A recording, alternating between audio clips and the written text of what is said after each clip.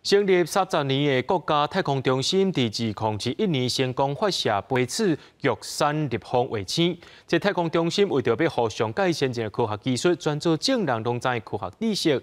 伫嘉义县北花志馆的太空馆，有举办各中心的立方卫星课程，希望会当深化学生对太空科学的了解。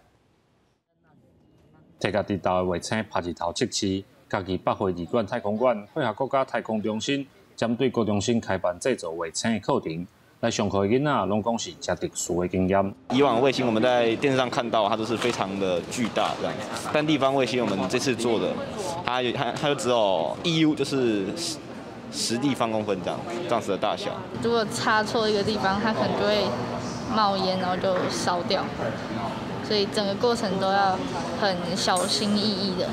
台湾在2021年成功发射咱自制的立方卫星。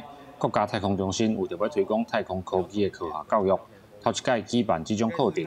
上课的老师讲，学生这届做的这个卫星概念结构，甲真正立方卫星有7-8成相像。以前的模型都是可能只有纸的，或者是只有一个塑胶壳，没有实际的功用。那这次的话，能够做出来可以实际可以使用，像卫星一样功能的一个教具模型。基本上太空对很多是一个新兴的科技，很多人会觉得比较遥远。但是呢，我们也不可否认，那是一个未来孩子可能必须要学习的趋势。今年5月正式来启用的北花志馆太空馆，是云嘉南地区提供完整太空教育知识的所在。嘉义县科学教育中心表示，未来阁会有相关的课程，希望会当予云嘉南的囡仔有入捌太空知识的机会。记者林慧婷，嘉义报道。